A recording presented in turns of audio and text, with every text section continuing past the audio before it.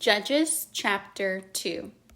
And an angel of the Lord came up from Gilgal to Bochim and said, I made you to go up out of Egypt, and have brought you unto the land which I swear unto your fathers. And I said, I will never break my covenant with you. And ye shall make no league with the inhabitants of this land. Ye shall throw down their altars, but ye have not obeyed my voice. Why have ye done this? Wherefore I also said, I will not drive them out from before you, but they shall be as thorns in your sides, and their gods shall be a snare unto you. And it came to pass, when the angel of the Lord spake these words unto all the children of Israel, that the people lifted up their voice and wept.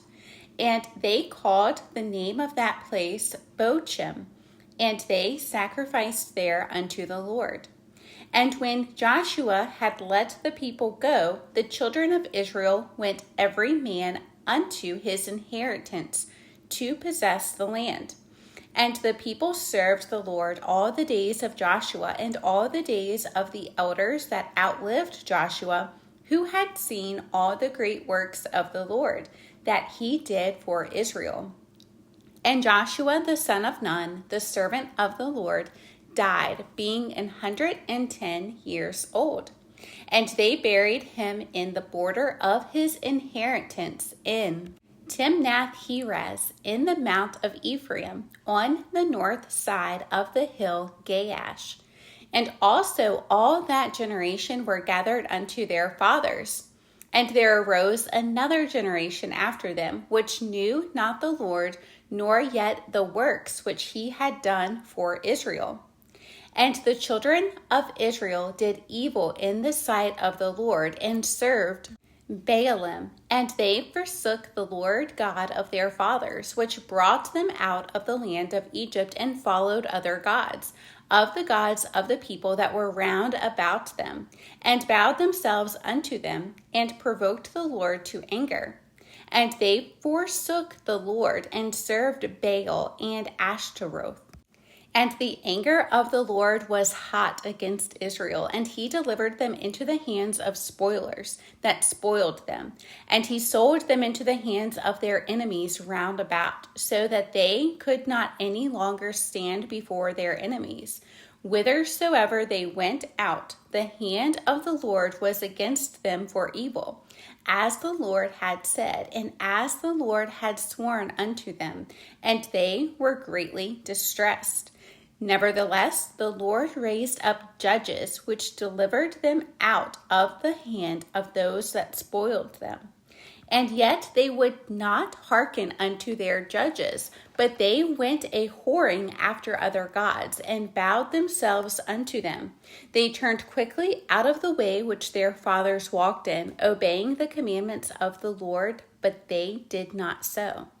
And when the Lord raised them up judges, then the Lord was with the judge, and delivered them out of the hand of their enemies all the days of the judge. For it repented the Lord because of their groanings, by reason of them that oppressed them and vexed them. And it came to pass, when the judge was dead, that they returned and corrupted themselves more than their fathers, in following other gods to serve them, and to bow down unto them. They ceased not from their own doings, nor from their stubborn way. And the anger of the Lord was hot against Israel. And he said, because that this people hath transgressed my covenant which I commanded their fathers, and have not hearkened unto my voice, I also will not henceforth drive out any from before them of the nations which Joshua left when he died, that through them I may prove Israel, whether they will keep the way of the Lord to walk therein, as their fathers did keep it, or not. Therefore the Lord left those nations without driving them out hastily, neither delivered he them into the hand of Joshua. Judges chapter 3. Now these are the nations which the Lord left, to prove Israel by them, even as many of Israel as had not known all the wars of Canaan. only that the generations of the children of Israel might know, to teach them war, at the least such as before knew nothing thereof, namely 5 lords of the Philistines, and all the Canaanites, and the Sidonians, and the Hivites, that dwelt in Mount Lebanon, from Mount Baal Hermon unto the entering in of Hamath. And they were to prove Israel by them, to know whether they would hearken unto the commandments of the Lord, which he commanded their fathers by the hand of Moses. And the children of Israel dwelt among the Canaanites, Hittites, and Amorites, and Perizzites, and Hivites, and Jebusites. And they took their daughters to be their wives, and gave their daughters to their sons, and served other gods. And the children of Israel did evil in the sight of the Lord, and forgot the Lord their God, and served Baalim and the groves. Therefore the anger of the Lord was hot against Israel, and he sold them into the hand of Chushan-Rishathaim, king of Mesopotamia. And the children of Israel served Chushan-Rishathaim 8 years. And when the children of Israel cried unto the Lord raised up a deliverer to the children of Israel, who delivered them, even Othniel, the son of Kenaz, Caleb's younger brother. And the Spirit of the Lord came upon him, and he judged Israel, and went out to war. And the Lord delivered Chushan-Rishathaim, king of Mesopotamia, into his hand. And his hand prevailed against Chushan-Rishathaim. And the land had rest 40 years. And Othniel, the son of Kenaz, died. And the children of Israel did evil again in the sight of the Lord.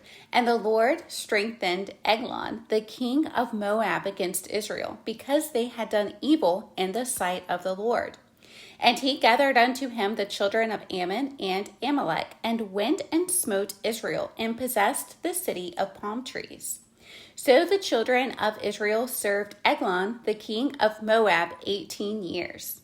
But when the children of Israel cried unto the Lord raised them up a deliverer, Ehud, the son of Gera, a Benjamite, a man left-handed.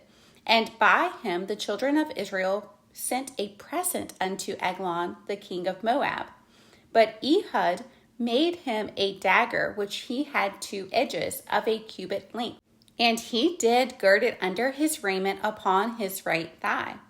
And he brought the present unto Eglon, king of Moab, and Eglon was a very fat man. And when he had made an end to offer the present, he sent away the people that bare the present. But he himself turned again from the quarries that were by Gilgal, and said, I have a secret errand unto thee, O king, who said, Keep silence. And all that stood by him went out from him. And Ehud came unto him, and he was sitting in a summer parlor, which he had for himself alone. And Ehud said, I have a message from God unto thee. And he arose out of his seat. And Ehud put forth his left hand, and took the dagger from his right thigh, and thrust it into his belly. And the haft also went in after the blade, and the fat closed upon the blade, so that he could not draw the dagger out of his belly, and the dirt came out.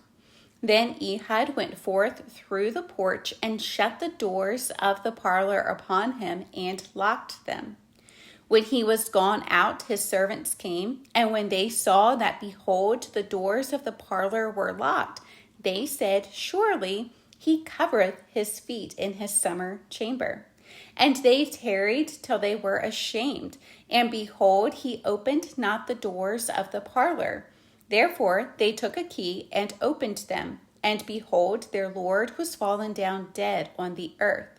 And Ehud escaped while they tarried, and passed beyond the quarries, and escaped unto Searath. And it came to pass, when he was come, that he blew a trumpet in the mountain of Ephraim, and the children of Israel went down with him from the mount, and he before them. And he said unto them, Follow after me, for the Lord hath delivered your enemies, the Moabites, into your hand. And they went down after him, and took the fords of Jordan toward Moab, and suffered not a man to pass over. And they slew of Moab at that time about 10,000 men, all lusty, and all men of valor, and there escaped not a man. So Moab was subdued that day under the hand of Israel, and the land had rest 80 years. And after him was Shamgar the son of Anath, which slew of the Philistines 600 men with an ox goad, and he also delivered Israel. Judges chapter 4. And the children of Israel again did evil in the sight of the Lord when Ehud was dead. And the Lord sold them into the hand of Jabin, king of Canaan, that reigned in Hazor, the captain of whose host was Sisera, which dwelt in Harosheth of the Gentiles. And the children of Israel cried unto the Lord, for he had 900 chariots of iron. In 20 years he mightily oppressed the children of Israel. And Deborah, a prophetess, the wife of Lapidoth, she judged Israel at that time. And she dwelt under the palm tree of Deborah between Ramah and Bethel in Mount Ephraim. And the children of Israel came up to her for judgment. And she sent and called Barak, the son of Abinoam, out of Kedesh Naphtali, and said unto him, Hath not the Lord God of Israel commanded, saying, Go and draw toward Mount Tabor, and take with thee 10,000 men of the children of Naphtali, and of the children of Zebulun, and I will draw unto thee to the river Kishon Sisera, the captain of Jabin's army, with his chariots and his multitude, and I will deliver him into thine hand. And Barak said unto her, If thou wilt go with me, then I will go. But if thou wilt not go with me, then I will not go. And she said, I will surely go with thee. Notwithstanding, the journey that thou takest shall not be for thine honor, for the Lord shall sell Sisera into the hand of a woman. And Deborah arose and went with Barak to Kedesh. And Barak called Zebulun and Naphtali to Kedesh. And he went up with 10,000 men at his feet, and Deborah went up with him. Now Heber the Kenite, which was of the children of Hobab, the father-in-law of Moses, had severed himself from the Kenites, and pitched his tent unto the plain of Zaanaim, which is by Kedesh. And they showed Sisera that Barak, the son of Abinoam, was gone up to Mount Tabor. And Sisera gathered together all his chariots, even 900 chariots of iron, and all the people that were with him from Harosheth of the Gentiles unto the river of Kishon. And Deborah said unto Barak, Up, for this is the day in which the Lord hath delivered Sisera into thine hand. Is not the Lord gone out before thee? So Barak went down from Mount Tabor, and 10,000 men after him. And the Lord discomfited Sisera and all his chariots and all his host with the edge of the sword before Barak, so that Sisera lighted down off his chariot and fled away on his feet. But Barak pursued after the chariots and after the host unto Harosheth of the Gentiles, and all the host of Sisera fell upon the edge of the sword, and there was not a man left.